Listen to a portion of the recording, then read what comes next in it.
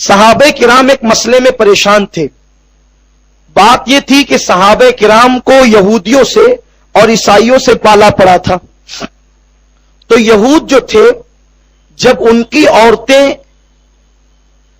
ایام مخصوص، میں ایام مخصوص کہوں گا، آپ اس کو سمجھ لیں، MC کا پیریڈ، اب میں اس کو ایام حیا اجازت نہیں دیتی کہ میں بار بار اس کی تکرار کروں.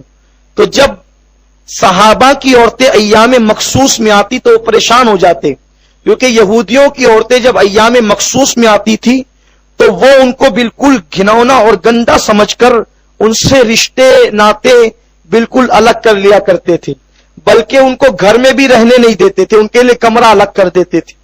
ان کا گلاس الگ، ان کی پلیٹ الگ، ان کا کھانا الگ، ان کے ہاتھ کا پکا ہوا کھاتے نہیں تھے، ان کے دھلے ہوئے کپڑے پہنتے نہیں تھے، ایک دوسرے کا منہ نہیں دیکھتے تھے. یہ یہودیوں کا حال تھا. اور وہ بیچاری کا قصور کیا ہے؟ اور عیسائیوں کا حال یہ تھا کہ ایام مخصوص میں وہ اور زیادہ قریب ہو جاتے تھے، جتنے پہلے قریب رہتے تھے وہ اور قریب.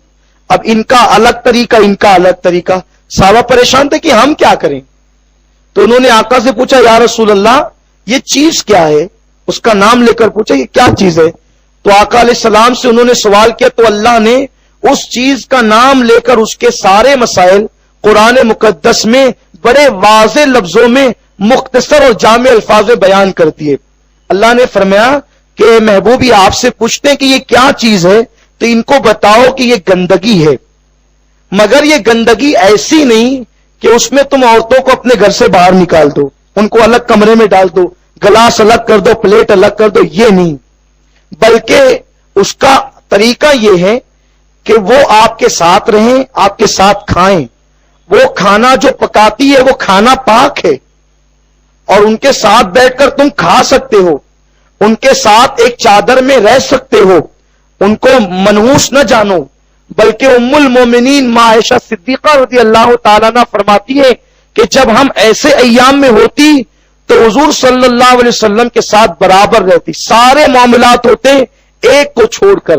آقا علیہ السلام وظیفہ زوجیت ادا نہیں فرماتے اور باقی جیسے رہتے ویسے ہی رہتے، بلکہ یہاں تک ماں عائشہ نے فرمایا کہ ہم ایام مخصوص میں ہوتی حضور اعتکاف میں ہوتے اور حضور اپنا سر جو ہے وہ مسجد کی کھڑکی سے باہر نکالتے، دروازے سے باہر نکالتے، اور ہم اپنے گھروں میں رہ کر حضور علیہ السلام کے سر میں تیل لگایا کرتے تھے. تو کیا نبی کے سر سے بھی زیادہ کسی کا سر پاک ہے؟ نبی کے سر سے بھی زیادہ کسی کا سر پاک ہے؟ ماں عائشہ فرماتی ہے کہ ایسی حالت میں ہم رسول اللہ کے سر میں تیل لگاتی تھی، حضور کی داڑھی میں ہم کنگھی کرتی تھی. اس کا مطلب آقا یہودیوں کی طرح ایسی عورتوں سے نفرت نہیں فرماتے تھے اور اپنی ازواج کے ساتھ زندگی گزارتے تھے.